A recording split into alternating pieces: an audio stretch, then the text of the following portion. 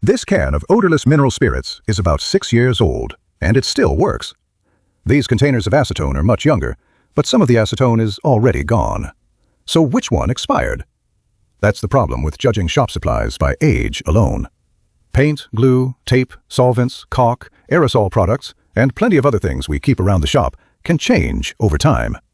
But old doesn't automatically mean bad, and newer doesn't automatically mean good. A better way to judge these products is by 4 things: age, storage, condition, and performance. Age gives us a reason to start paying attention. Storage tells us what the product has been through. Condition tells us what has changed. And performance tells us whether it can still do the job. Paint may be one of the best examples. Once we open a traditional paint can, keeping it properly sealed can become harder every time we use it. Paint gets into the groove around the rim, that paint dries, and the lid gets stuck. We pry on the lid to get it open, and sometimes distort the lid or damage the rim. Then we try to seal it again.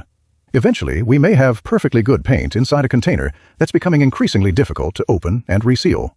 Keeping that rim clean isn't just housekeeping. It helps protect the product we paid for. When I open an old can of paint, the date alone isn't going to decide whether I use it.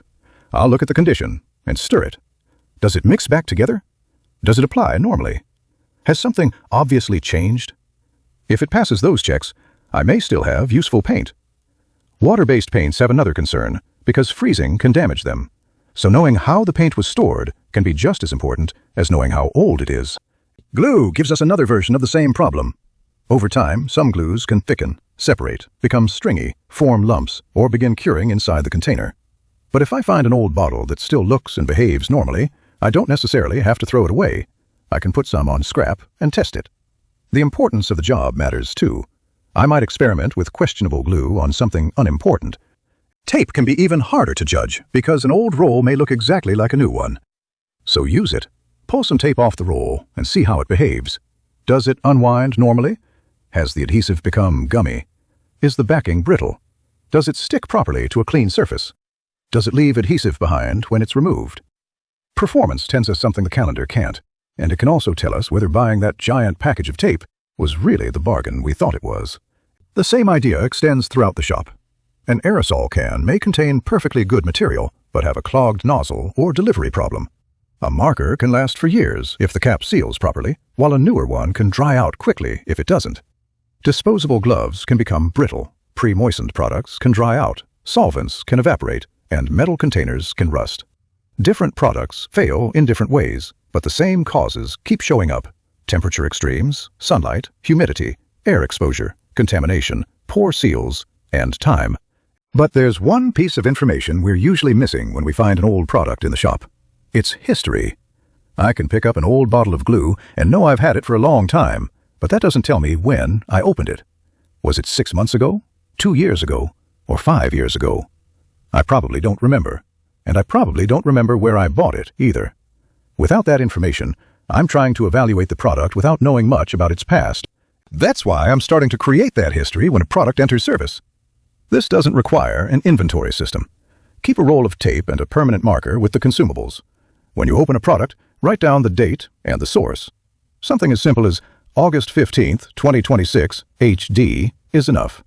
Tape, marker, date, source, done. That label is not an expiration date. It's a data point. I've established a known point in the history of that particular container. Later, if the glue thickens, the tape loses its grip, or the paint starts giving me trouble, I have something to compare against. The source gives me another data point. If a product performs unusually well, I know where that particular one came from. If it fails much sooner than expected, I know that too. One label isn't going to teach us much, but keep doing this, and those individual data points begin creating a useful history.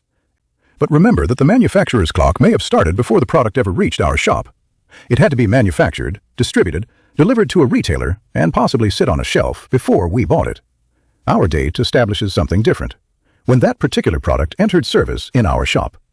Over time, those dates create our own history under our own storage conditions and our own rate of use.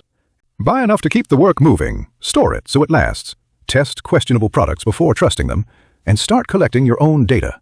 That's simple, useful, and easy to maintain. That makes it shop-proven. This video is part of our Shop Proven series, where we look at workshop methods that actually work. Thanks for watching. There's more to come.